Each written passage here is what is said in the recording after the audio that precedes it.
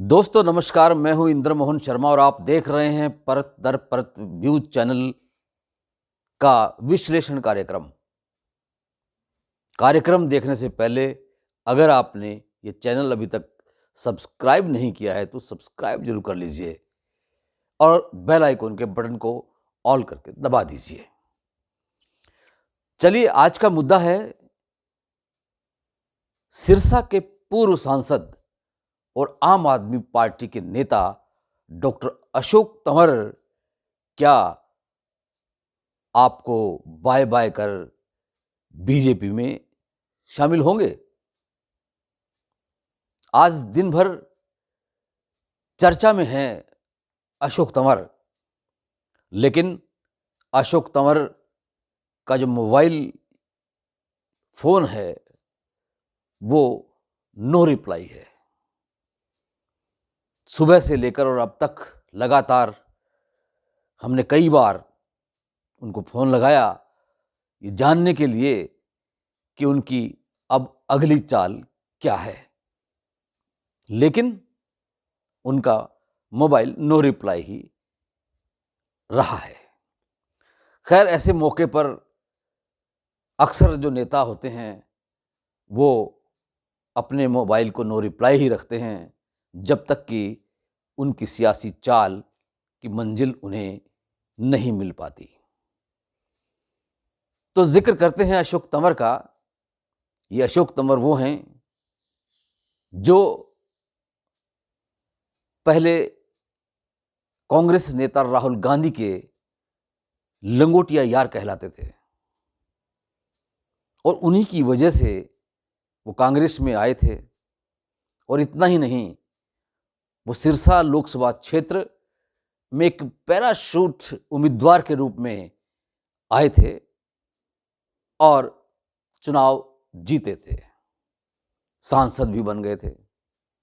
लेकिन जब अगली बार चुनाव लड़ा तो वो हार गए थे। इससे पहले अशोक तंवर यूथ कांग्रेस के अध्यक्ष भी रहे, एनएसयूआई के भी अध्यक्ष रहे और हरियाणा कांग्रेस के भी प्रदेश अध्यक्ष रहे। लेकिन अशोक तंवर के कार्यकाल में हरियाणा में कांग्रेस संगठन को मजबूत नहीं कर सके। क्यों? कि उनका हरियाणा के पूर्व मुख्यमंत्री और कांग्रेस के वरिष्ठ नेता भूपेंद्र सिंह हुड्डा के साथ सियासी तौर पर 36 के आंकड़े हो गए थे। उन्होंने अपनी बात को मनवाने के लिए काफ़ी कोशिशें की, लेकिन उनकी कहीं कोई सुनवाई नहीं हुई। तो जब सुनवाई नहीं हुई और यहाँ तक कि हुड्डा के समर्थकों ने उनकी पिटाई भी कर डाली, तो इन सारी बातों से परेशान होकर, दुखी होकर अशोक तंवर कांग्रेस छोड़कर चले आए। उसके बाद उन्होंने अपना अलग फ्रंट भी बनाया, लेकिन जब वहां भी कोई सियासी दाल नहीं गली तो वो तृणमूल कांग्रेस में जा मिले। लेकिन वहां भी उनकी दाल नहीं गली और फिर वो करीब 1 साल पहले आम आदमी पार्टी में शामिल हो गए थे और अब आम आदमी पार्टी से भी उनका दिल लगभग भर आया है। वो सवाल ये उठने लगे हैं कि क्या अशोक तंवर अब आम आदमी पार्टी को बाय बाय कहते हुए, टाटा कहते हुए क्या बीजेपी में शामिल होंगे? हालांकि इससे पहले ये चर्चा थी कि वो कांग्रेस में एसआरके यानी कि शैलजा, रणदीप सुरजेवाला और किरण चौधरी गुट में शामिल हो सकते हैं। लेकिन अब 2 दिनों से यह चर्चा जोरों पे है कि अशोक तंवर बीजेपी में शामिल हो सकते हैं। क्यों? कि अभी हाल ही में नई दिल्ली के ताज होटल में अशोक तंवर और हरियाणा के मुख्यमंत्री मनोहर लाल के बीच एक मीटिंग भी हुई है और उस मीटिंग में बीजेपी में शामिल होने की रूपरेखा भी लगभग तय की गई है। लेकिन अभी तक न तो मुख्यमंत्री मनोहर लाल इस बारे में कोई बयान दे पा रहे हैं और न ही अशोक तंवर अभी तक खुद कह रहे हैं।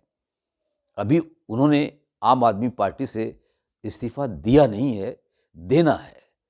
लेकिन अब सवाल उठता है कि आम आदमी पार्टी से वो क्यों उनका दिल भर आया। आपको याद है कि आम आदमी पार्टी में पिछले दिनों हरियाणा के एक पूर्व मंत्री निर्मल सिंह आम आदमी पार्टी में थे, उनकी बेटी चित्रा सरवारा भी आम आदमी पार्टी में थी, लेकिन दोनों ने ही आम आदमी पार्टी से किनारा करके कांग्रेस में शामिल हो गए हैं। तो आम आदमी पार्टी को एक बड़ा झटका लगा है।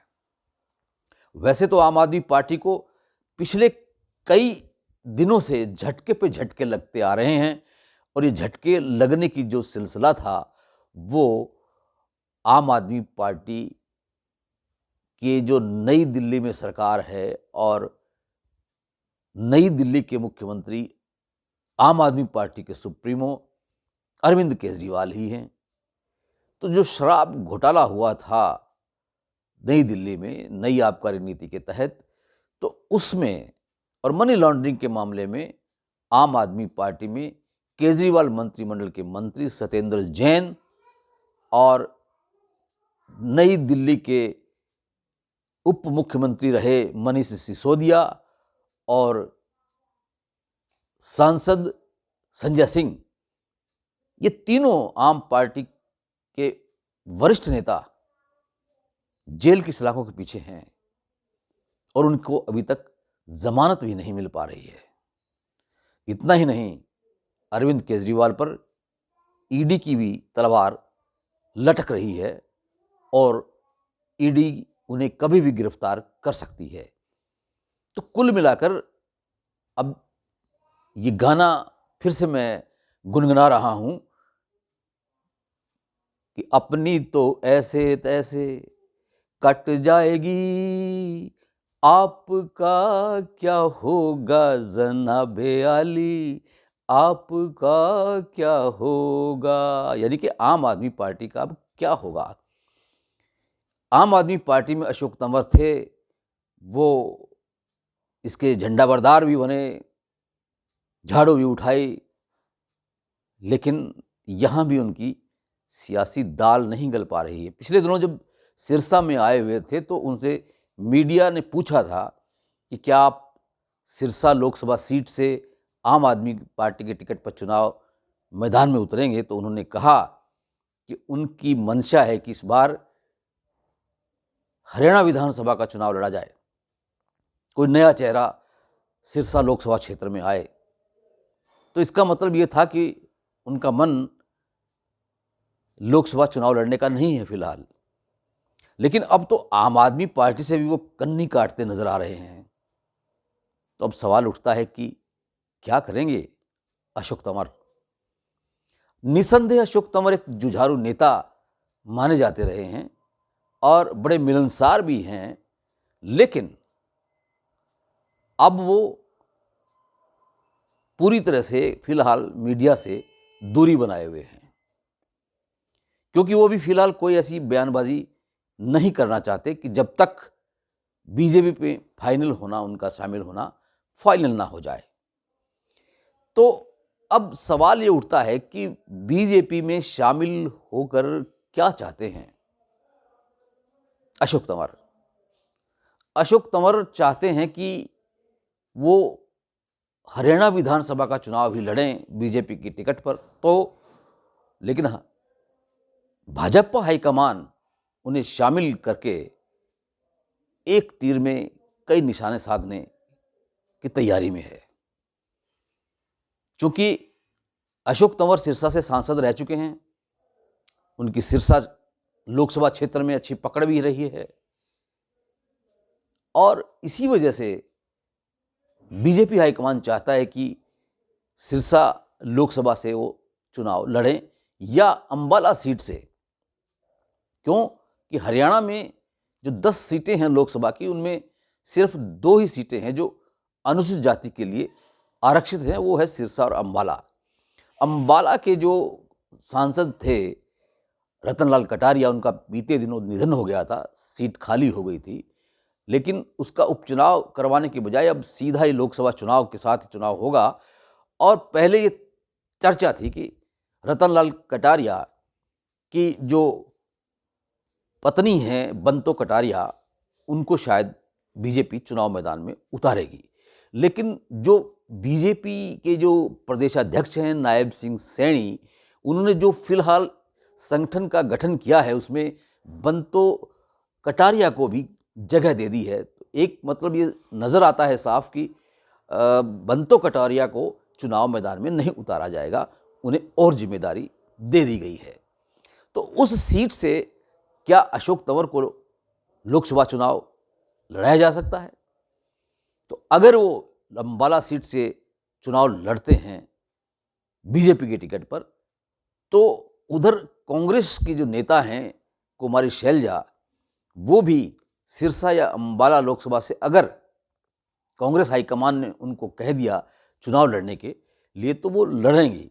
हालांकि उनकी भी इच्छा है कि वो विधानसभा का चुनाव लड़ें, क्यों कि शैलजा और अशोक तंवर, इन सब में मुख्यमंत्री बनने की चाह है।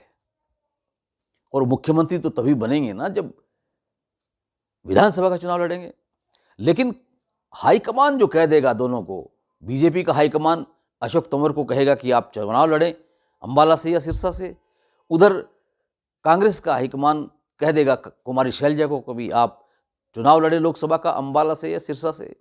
तो अगर अम्बाला से दोनों चुनाव लड़ते हैं तो ये दोनों कांग्रेस के पहले प्रदेशाध्यक्ष जो रहे थे आमने सामने होंगे।